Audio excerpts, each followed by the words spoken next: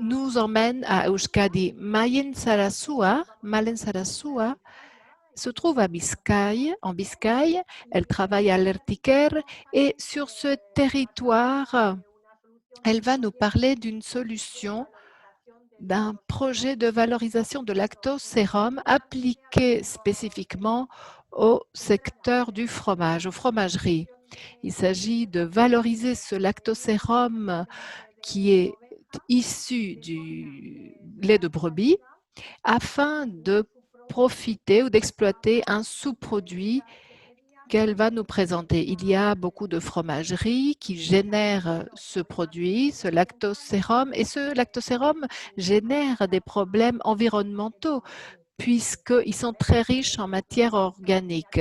Il s'agit d'une problématique que ces fromageries rencontrent assez souvent. Malen Sarasua, vous avez la parole. Vous m'entendez? Oui?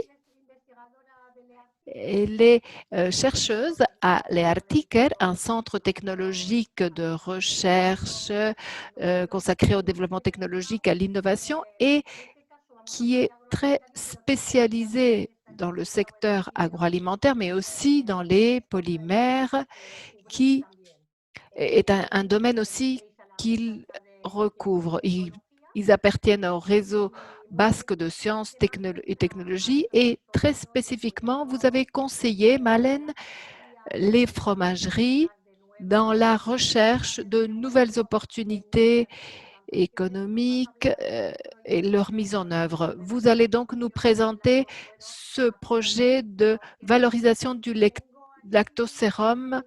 J'ai ici une petite alarme qui va se déclencher dans 8 minutes. Et donc, vous avez 8 minutes pour vous faire votre présentation. Dans 7 minutes, je vous préviendrai pour vous dire que vous n'avez plus qu'une minute devant vous. Et je ferai de même pour les 3 projets suivants. Donc, Malène, vous avez la parole pour nous présenter ce projet qui est absolument magnifique. Merci beaucoup à tous. Merci de m'avoir invité à participer à cet atelier transfrontalier. Je vais partager ma présentation que je vais essayer de vous envoyer tout de suite. Comme vous l'avez déjà entendu, notre projet est lié à la révalorisation du lactosérum dans les fromageries artisanales. Le sérum, en définitive, est un sous-produit issu tous les jours lors de l'élaboration du fromage et qui représente un gros problème pour les fromageries en général. Est-ce que vous m'entendez? Tout le monde m'entend?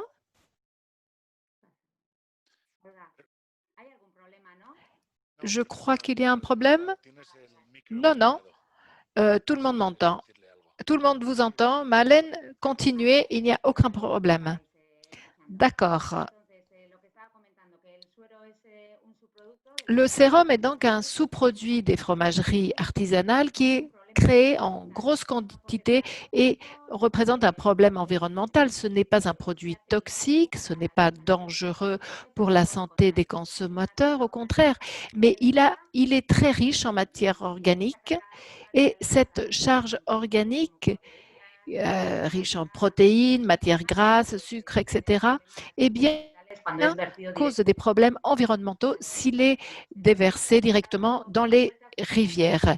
Donc, depuis longtemps, on se demandait que faire avec ce lactosérum et on essayait de trouver des produits à valeur ajoutée.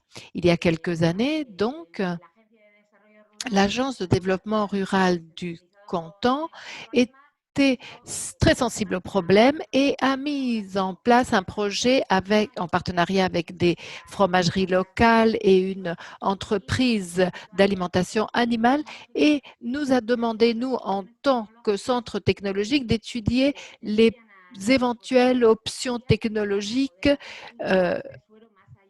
pour utiliser ce sérum au lieu donc de le donner aux animaux, car très souvent on donnait ce lactosérum aux cochons ou autres bétail, que ce soit les brebis, etc.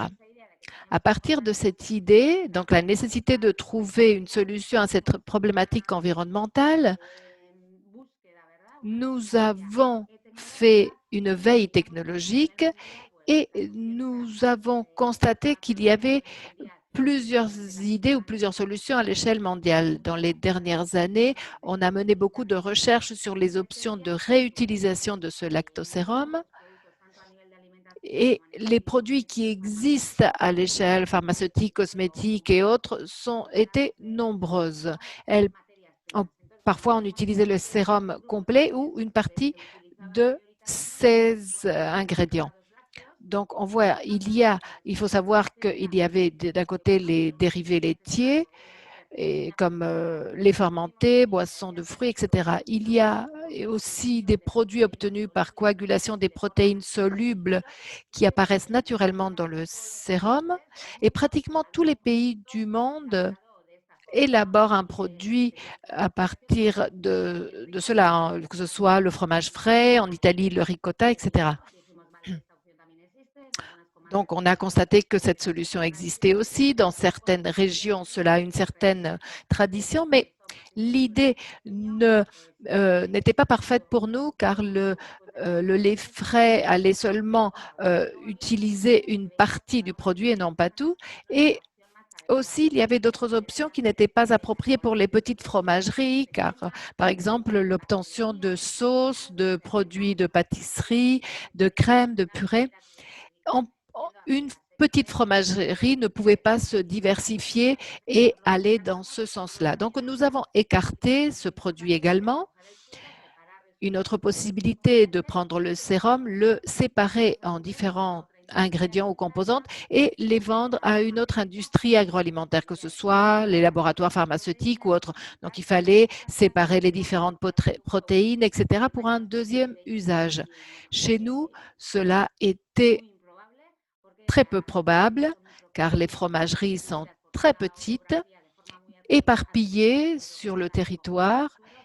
Il fallait collecter le lactosérum et cela représentait un problème et sur le plan économique et en termes de disponibilité.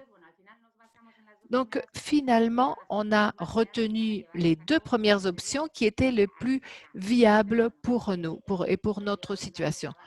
Nous avons élaboré des dérivés lactés à partir de sérum avec une sorte de lait fermenté, une sorte de yaourt. Le résultat est assez beau et différentes boissons, de boissons aromatisées, etc. Ce sont des produits qui se trouvent sur le marché, mais notre innovation est allée au-delà et nous avons commencé à travailler sur la coagulation du sérum à travers la chaleur. On a découvert d'autres produits et il y a 8 ans, nous sommes allés en Norvège pour découvrir ce produit, comment il est élaboré, quels étaient ses avantages. C'est le produit qu'on appelle le brunost. On a donc découvert les possibilités d'élaborer un produit similaire au brunost. Dans une fromagerie qui travaillait avec du lait de vache, on voyait qu'avec une quantité déterminée de lait, eh bien, on obtenait 500 kg de sérum, mais si on travaillait avec cette chaleur, ils obtenaient la même quantité de fromage marron ou brunost. La production se multipliait par 2 donc, et en plus, les déchets étaient réduits à zéro. Et en plus, dans les pays du Nord, c'est un pays qui consomme beaucoup de produits de ce type, eh bien, certaines fromageries élabore le fromage uniquement pour obtenir du sérum pour ensuite produire le brunost. Et le deux, qu'il vendait même plus cher.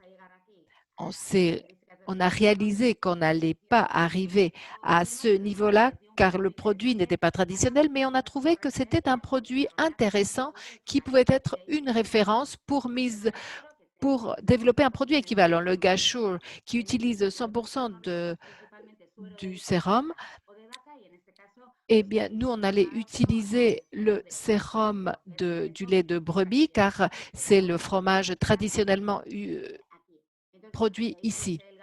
Et donc le gâchoulet est né comme ça. C'est une crème au sérum qui a une texture différente du Brunost pour qu'il soit plus séduisant, plus facile à consommer. Ça va être un produit très, très innovant. Nous avons mis au point une image. Nous avons donc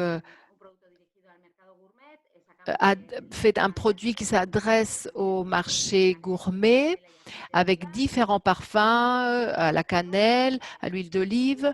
Le produit est breveté, le process aussi de ce gâchoulet pour protéger l'idée et la mettre en pratique dans les fromageries traditionnelles et artisanales. Nous avons également conçu différentes ressources pour que les magasins puissent présenter ce produit et sa façon ses modalités de consommation de façon plus séduisante. Et nous avons mis au point un livre de recettes pour donner aux consommateurs des idées de consommation de ce produit qui a une saveur et un aspect complètement différent. Toutes les informations se trouvent sur le site de Gâchoulet. Donc, si vous êtes curieux, n'hésitez pas à vous y rendre pour connaître ses origines, des recettes, des produits. Le site est en basque, en espagnol et en anglais. Et maintenant, nous sommes en train de transmettre tout ce savoir-faire, toutes ces informations aux fromageries. Merci, Malène. Je crois que l'exercice n'est pas évident. Le fait de résumer un projet implique la transmission d'une passion, mais je crois qu'on a bien perçu le travail réalisé, le parcours que vous avez fait. Et après les présentations, on aura un tour de questions. Donc, on vous recontactera, Malène. Merci beaucoup. Maintenant, vous pouvez